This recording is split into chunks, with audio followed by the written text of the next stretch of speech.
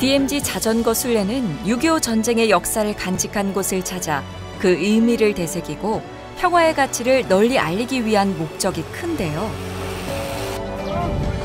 휴전선 일대는 치열한 전투와 희생자가 발생한 곳이 많습니다.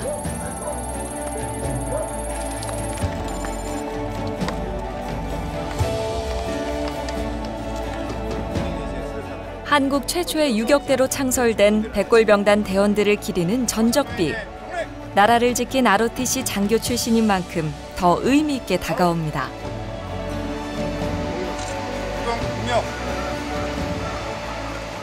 남북 관계에서 첨예하게 대립하고 있는 데가 DMZ시잖아요.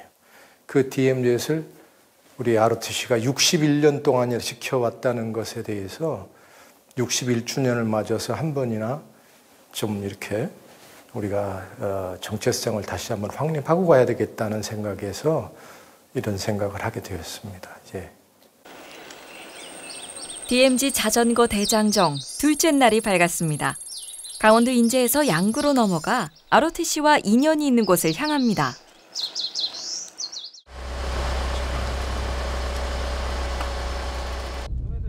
제4땅굴은 군사분계선에서 불과 1.2km 떨어진 곳에 위치해 있습니다. 249번째 수축항에서 이 땅굴을 발견을 하게 된 겁니다. 그 날짜도 정말 마치 크리스마스 이브 날 산타 할아버지께서 선물을 주신 것처럼 12월 24일 날 땅굴이 발견되면서 북한군의 남침 야욕을 막았다고 말씀드릴 수 있겠습니다. 제4땅굴 탐사에 참여한 차백성 씨는 당시를 생생하게 기억합니다. 여기도 틀림없이 있을 거다. 거기서 청량을 한다는 것은 상당한 모험이었죠. 그래서 들어갈 때부터 거기 작전에 투입될 때부터 장교들은 유서를 써라. 그래서 제가 참 생전 처음 아직도 안 쓴 유서를 그때 24살 때 쓰고 7사단 이 땅굴 작전 탐사 작전에 투입됐습니다. 북한 괴뢰는 최근 휴전선의 땅굴을 파고 무력 남침을 기도했습니다. 1974년 제1땅굴이 발견된 이후 장병들은 위험을 무릅쓰고 땅굴을 탐사했는데요. 당시 지뢰 사고로 목숨을 잃는 일도 발생했습니다. 그 땅굴을 판 이유를 생각해보면 그 DMZ 휴전선 4km가 얼마나 중요하다는 걸 알 수가 있습니다. 거기를 바이패스하면 바로 서울이거든요. 그래서 김일성이가 생각한 게 기상천외한 땅굴로 해서 이 화력을 전부 통과하자는 그런 생각에서 나온 겁니다. 북한의 도발은 끊이지 않았습니다. DMZ-한 공동경비구역 JSA에서 유엔군을 북한군 30여 명이 기습 살인을 저질렀습니다. 그래서 그때는 실제 이제 대포콘 2까지 이제 내려가지고 우리는 완전군장 해가지고 대포콘 2니까 이제 명령만 내리면 이제 진격을 하는 거죠. 북으로.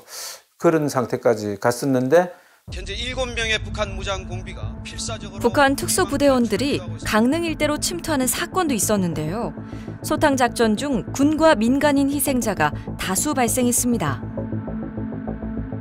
무장 공비가 한 26명이 침투해서 강릉 앞바다에 그 침투를 한 상태에서 그 당시에 승조원이 한 11명 그 자리에서 자결했고요.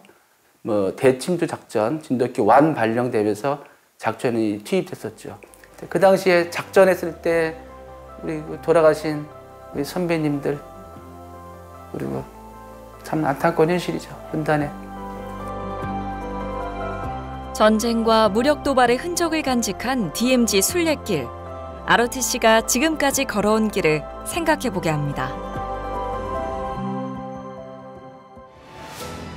한국전쟁이 끝난 후 나라를 재건하는 일은 전 분야에 걸쳐 진행됐는데요.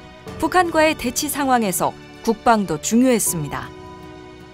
전쟁 폐허로부터 복구하고 우리 군도 이제 본격적으로 군 건설, 우리 군을 건설하는 그런 이제 과정이 있었단 말이죠. 군의 병력 또 부대수를 늘리고 병력을 늘리고 그래서 전투력을 증강하는 그런 과정 속에서 가장 큰 문제 중에 하나가 뭐냐면 장교의 자질이었어요.